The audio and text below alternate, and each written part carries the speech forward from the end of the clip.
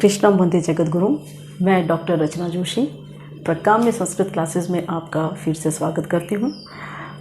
पिछली क्लास में हम लोगों ने वर्ण के बारे में पढ़ा था, वर्णों के भेद के बारे में देखा था और उसमें हमने स्वरों के बारे में पढ़ा था। आज हम व्यंजन के बारे में पढ़ेंगे, व्यंजन के भेद के बारे में पढ़ेंगे और साथ में हम अयोगवाह के बारे में भी पढ़ेंगे। तो सबसे पहले हम पढ़ते हैं व्यंजनों के बारे में कि व्यंजन क्या होते हैं। संस्कृत में व्यंजन को हम हल भी कहते हैं, ये तो हम सभी जानते हैं। अब जब कहते हैं संस्कृत में इसकी जो परिभाषा दी हुई है उसके अनुसार कहते हैं व्यज्यते वर्णांतर व्यज्यते वर्णांतर संयोगेन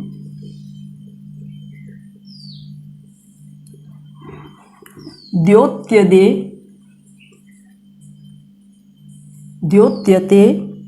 ध्वनि विशेषो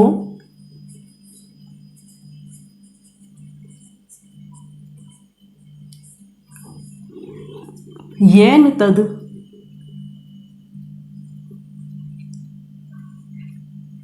व्यंजनम्। व्यज्यते वर्णांतर संयोगेन द्योत्यते ध्वनि विशेषो येन तद व्यंजनम्। अर्थात बिना किसी ध्वनि अर्थात स्वरों की सहायता के बिना जब किसी का उच्चारण नहीं किया जा सकता है या फिर ध्वनि विशेष के संयोजन से जो वर्ण बनते हैं उसको हम व्यंजन कहते हैं।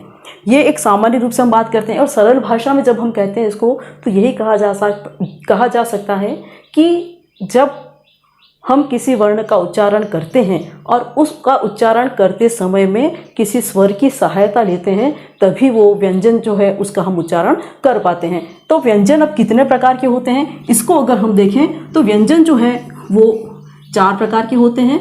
इसमें पहला आता है हमारा स्पर्श, दूसरा होता है अंतस्थ, तीसरा प्रकार आता है इसका ऊष्म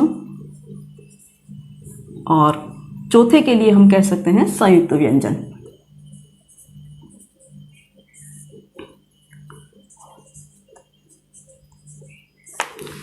संयुक्त व्यंजन। अब हम बात करते हैं सबसे पहले स्पर्श की कि स्पर्श किसको कहते हैं, स्पर्श के अंदर कौन कौन सी चीज़ें आती हैं।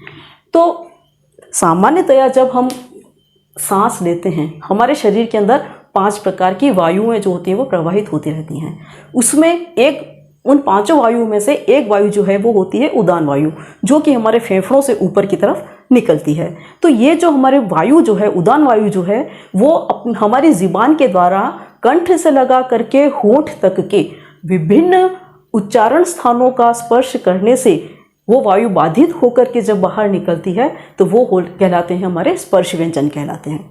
ये जो स्पर्श व्यंजन है ये संख्या में 25 होते हैं और 25 व्यंजनों में जो आते हैं उसमें आते हैं हमारे क वर्ग से लेकर के प वर्ग तक के 25 व्यंजन आते हैं।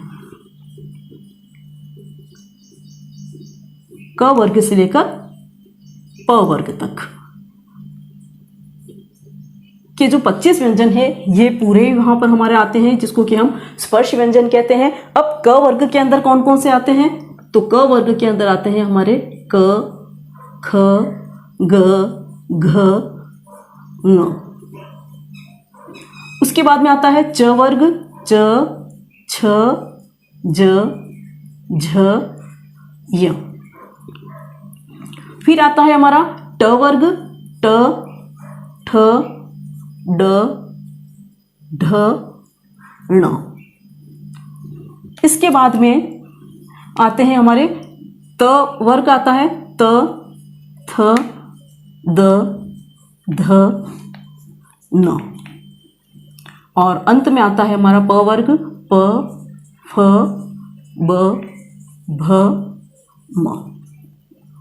ये जो 25 वर्ण हैं ये 25 वर्ण जो हैं ये हमारे कहलाते हैं स्पर्श व्यंजन। क्यों? क्योंकि हमारी ज़ुबान जो है वो कंठ से लगा करके होंठ तक के अंदर जितने भी उच्चारण स्थान हैं उन उच्चारण स्थानों का कहीं ना कहीं किसी न किसी भाग से वो हल्का सा स्पर्श करती है और उस स्पर्श से जो वायु निकलने वाली है वो बाधित होकर के निकलती है, इसलिए इसको हम क्या कहते हैं, स्पर्श व्यंजन कहते हैं। स्पर्श व्यंजन के बाद में हम जब बात करते हैं अंतस्थ व्यंजन की। अब अंतस्थ व्यंजन क्या होते हैं? तो अंतस्थ व्यंजन, अंतस्थ का मतलब है अंदर स्थित होना, अंतस्थ अंदर की तरफ स्थित होना, वो अंतस्थ व्यंजन है। यानी कि जब हम उन वर्णों का उच्चारण करते हैं तब हमारी उदान वायु जो है वो भीतर की तरफ ही रहती है, एकदम से बाहर नहीं निकलती है। ऐसे वर्णों को हम क्या कहते हैं, अंतस्थ वर्ण कहते हैं। और ये जो है ये अंतस्थ वर्ण संख्या में 4 होते हैं। ये 4 वर्ण जो हैं वो हैं हमारे य, व, र और ल। ये जो है हमारे ये अंतस्थ वर्ण कहलाते हैं, जिसका कि हम उच्चारण जब हम करते हैं तो वायु जो है हमारी वो अंदर भीतर स्थित रहती है। जैसे कि आप खुद भी इसको बोल करके देख सकते हैं, य, व, र, ल। वायु हमारी भीतर ही रहती है, बाहर नहीं निकलती है, इसलिए हम इसको क्या कहेंगे, अंतस्थ कहेंगे। इसके बाद में बात आती है ऊष्म वर्णों की। ऊष्म वर्ण क्या होते हैं? तो ऊष्म वर्ण वो होते हैं कि जिसका उच्चारण करते समय में हमारे मुंह से जो वायु निकलती है वो हमें हल्की सी गर्माहट अनुभव करवाती है। यानी कि जब हम उन वर्णों का उच्चारण करते हैं, आप अपना हाथ आगे लगा करके और थोड़ा सा महसूस कर सकते हैं कि जब हम इस प्रकार के ऊष्म वर्णों का जब हम उच्चारण करते हैं तो वायु जो होती है वो हमारी गर्माहट लगती है। ये वायु, ये शब्द जो है ये भी 4 प्रकार के हैं वर्ण हमारे। इसके अंदर आते हैं श, श, स, ह। इन 4 वर्णों का जब हम उच्चारण करते हैं तो हमें हल्की सी गर्माहट महसूस होती है, इसलिए इनको हम ऊष्म व्यंजन कहते हैं, ऊष्म कहलाते हैं ये। इसके बाद में आते हैं हमारे संयुक्त वर्ण। संयुक्त वर्ण जो होते हैं ये आप सभी जानते हैं कि वर्णमाला के अंदर संयुक्त वर्ण जो होते हैं वो 3 वर्ण माने गए हैं। इसको मैं यहाँ लिख रही हूँ। ये होते हैं हमारे क्ष, त्र और ज्ञ। अब इनको हम संयुक्त वर्ण क्यों कहते हैं? क्योंकि ये जो वर्ण बने हुए हैं हमारे, इन वर्णों के अंदर 2-2 व्यंजन मिले हैं और 2 व्यंजनों के मिलने के बाद में इसके अंदर जब स्वर मिलाया जाता है तो स्वर मिलाने से ये पूरे उच्चारित होते हैं क्ष, त्र और ज्ञ के रूप में। अब कैसे मिलते हैं कि जैसे कि हम इस क्ष की बात करते हैं तो इसके अंदर जो 2 व्यंजन मिले हुए हैं वो मिले हुए हैं क और श। इन दोनों के बाद में यदि हम करते हैं कि क और श, और इसके बाद में जब हम अ स्वर मिलाते हैं तो हमारा ये बनता है क्ष। यानी कि क्वेश्चन भी आता है एग्जाम में, कई बार कंपटीशन एग्जाम्स में क्वेश्चन आता है कि संयुक्त वर्ण कौन सा है, इसमें कौन कौन से वर्ण मिले हुए हैं, इस प्रकार के कई चीज़ें आती हैं। तो क्ष के अंदर जब आता है तो क और श, उसके बाद में अ स्वर मिलता है तो क्ष बनता है। इसी तरह से त्र की जब हम बात करते हैं तो त के अंदर त और र और उसके बाद में अ मिलता है तो ये बनता है हमारा त्र, जिसको कि हम इस प्रकार से लिखते हैं। और जब ज्ञ की बात आती है तो ज्ञ के अंदर ज प्लस य और प्लस अ, ये जब मिलता है तब ये ज्ञ कहलाता है। हम इसका उच्चारण ज्ञ करते हैं। कई व्याकरणिक नियम, व्याकरणिक सूत्र हैं, व्याकरणाचार्यों ने भी स्पष्ट किया है इसको कि हम विभिन्न प्रकार के सूत्र लगते हैं और कुछ लगता है, उसके बाद में हम इस ज का उच्चारण ज्ञ भी करते हैं। कई बार आपने विद्वानों से सुना होगा कि ये इसका उच्चारण जो करते हैं वो ज और य के साथ में ज्ञ उच्चारण करते हैं। विज्ञान, ज्ञान, ज्ञानी, है ना। और हम सामान्य लोग जो होते हैं ज्ञानी उच्चारण कर रहे हैं, ज्ञान उच्चारण कर रहे हैं। तो जो व्याकरणाचार्य हैं वो भी कई बार इस चीज़ को बता रहे हैं कि ग इसका जो होता है वो सूत्रों के आधार पर इन वर्णों का कहीं कहीं परिवर्तन होता है और उसके आधार पर हम इसका ज्ञ उच्चारण भी कर सकते हैं और हम इसका ज उच्चारण भी करते हैं, जो कि एक शुद्धता की दृष्टि से हम देखते हैं इसको। तो इस प्रकार से ये 4 तरह के व्यंजन जो है वो माने गए हैं: स्पर्श, अंतस्थ, ऊष्म और संयुक्त। इसके बाद में अब हम बात करते हैं, एक और शब्द हम लोगों ने लिया था यहाँ पर, वो था अयोगवाह।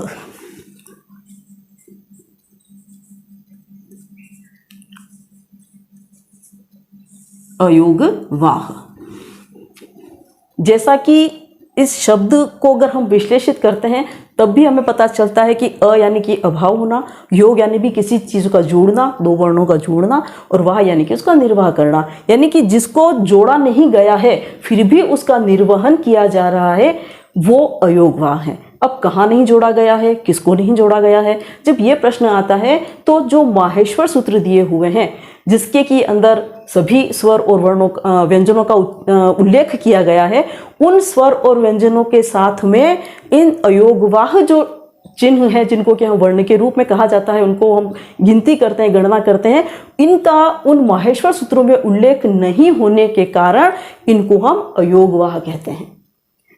ठीक है। इसके बाद में जब हम अयोगवाह की बात करते हैं तो अयोगवाह कितने प्रकार के हैं जिसका कि हम प्रयोग जरूर करते हैं भाषा में, लेकिन उसका हमें कहीं उल्लेख नहीं मिलता है वर्णों के रूप में अलग से। तो ये अयोगवाह कौन कौन से हैं? इसमें पहला जो अयोगवाह आता है हमारा वो आता है अनुस्वार।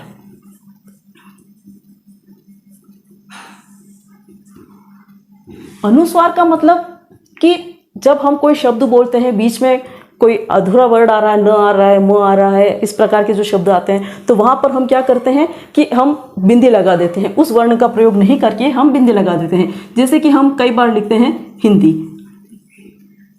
और इस हिंदी को हम कई बार क्या करते हैं कि इसके ऊपर डॉट लगा करके और इसको हम ऐसा भी लिख देते हैं हिंदी।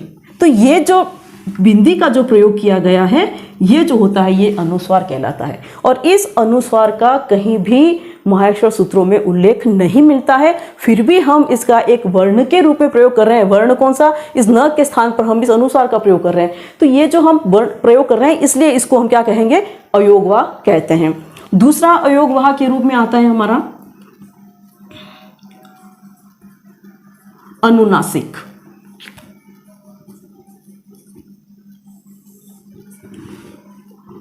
अनुनासिक का मतलब होता है कि जिसका उच्चारण जो है वो हम क्या करते हैं कि मुंह और नाक दोनों की सहायता से करते हैं। जिन वर्णों का उच्चारण हम मुंह और नाक दोनों की सहायता से करते हैं वो कहलाते हैं हमारे अनुनासिक। अनुनासिक के अंदर जैसे कि हम प्रयोग करते हैं कि जो खास करके चंद्र बिंदी लगाने का जब हम प्रयोग करते हैं तो चंद्र बिंदु के अंदर जब हम इसका उच्चारण करते हैं तो ये उच्चारण कहाँ से होता है? मुंह और नाक दोनों की मदद से। आँख नहीं होता है, आँख, है ना। तो ये जो आप खुद उच्चारित करेंगे आपको मालूम चलेगा कि आपका उच्चारण कहाँ से हो रहा है इस वर्ण का। तो आँख शब्द लिखा जैसे, तो ये चंद्र बिंदु जो है या लिखा मैंने गांव, ठीक है। अब ये तो चंद्र बिंदु वाले जो शब्द हैं ये अनुनासिक कहलाते हैं। इसके साथ में जो स्पर्श व्यंजन जो हमने पढ़े थे उन स्पर्श व्यंजन के जो अंतिम पांचों वर्ण हैं वो भी अनुनासिक कहे जाते हैं। जैसे कि क ख ग ग ङ, जो पीछे ङ आया है वो शब्द आपका अनुनासिक कहलाएगा, वर्ण कहलाएगा अनुनासिक। फिर च छ ज ज य, ये आपका अनुनासिक कहलाएगा। ट ठ ड ढ ण, ये अनुनासिक कहलाएगा। फिर आएगा त थ द थ न, ये अनुनासिक होगा। और प फ ब भ म, यानी कि ये जो पांचों वर्ण हैं ये वर्ण भी अनुनासिक कहे जाते हैं। इनका उच्चारण भी मुख और नासिका की मदद से किया जाता है, और चंद्र बिंदु का प्रयोग भी मुख और नासिका की होने के कारण ये अनुनासिक वर्ण कहलाते हैं। और जिसका कि इसमें इनका तो उल्लेख किया हुआ है माहेश्वर सूत्रों में, लेकिन इनका उल्लेख अलग से नहीं किया हुआ है, तो हम इसका करते हैं इसका कि ये अनुनासिक स्वर कहे जाएंगे। इसके बाद में तीसरा जो अयोगवाह आता है वो आता है विसर्ग। विसर्ग के बारे में हम सभी जानते हैं कि किसी भी अंतिम अक्षर के पीछे जब हम ये डॉट लगा देते हैं, ये चिन्ह लगाते हैं, तो ये कहलाता है हमारा विसर्ग कहलाता है। इसका हम उच्चारण करते हैं, इसका माहेश्वर सूत्रों में कहीं भी उल्लेख नहीं होता है, लेकिन हम इसका प्रयोग करते हैं। जैसे कि बालकः पठति। अब यहाँ पर जब हमने विसर्ग का उच्चारण किया है तो हम इसका उच्चारण भी कर रहे हैं वर्ण का रूप में। बालकः, ह के रूप में हम इसका उच्चारण कर रहे हैं, विसर्ग का उच्चारण ह के रूप में किया जा रहा है। तो बालकः पठति, तो विसर्ग जो है वो भी एक अयोगवाह के रूप में आता है। इसके बाद में एक आता है, चौथा आता है हमारा जिह्वामूली।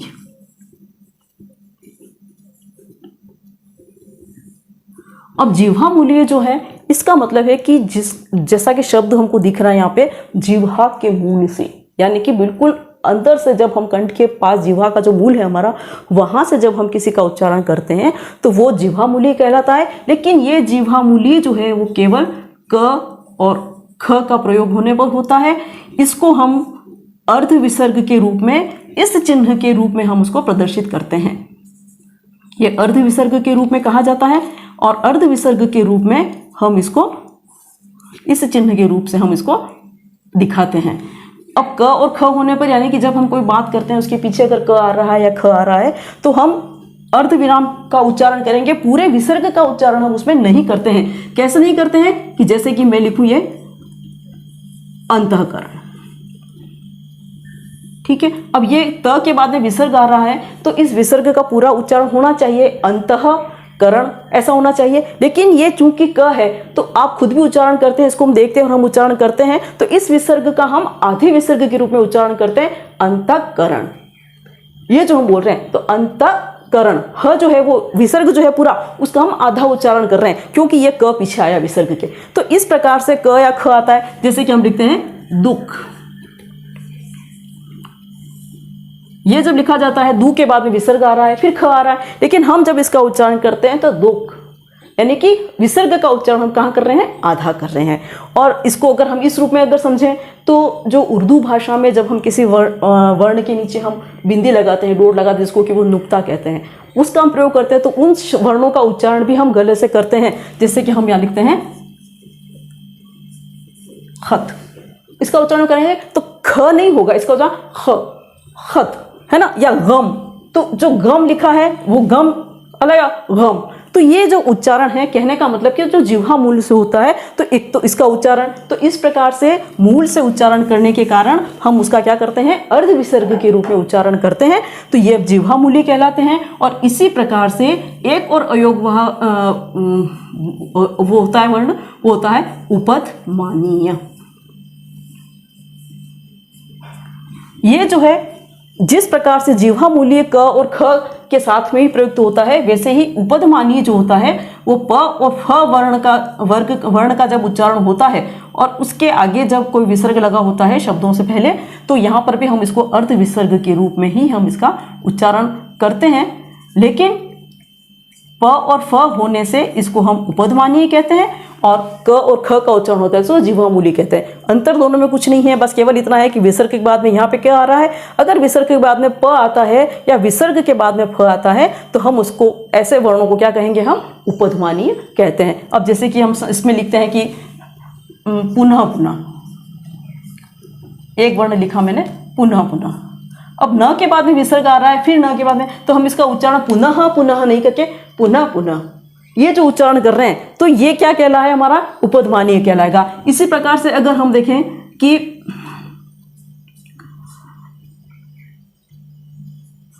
ततः फलम, अगर मैंने ये कहा ततः फलम, तो त के बाद में विसर्ग आ रहा है, फिर फ आ रहा है, तो ततः फलम, विसर्ग का उच्चारण आधा हो जाएगा। तो इस प्रकार से ये जो है वो अयोगवाह कहलाते हैं।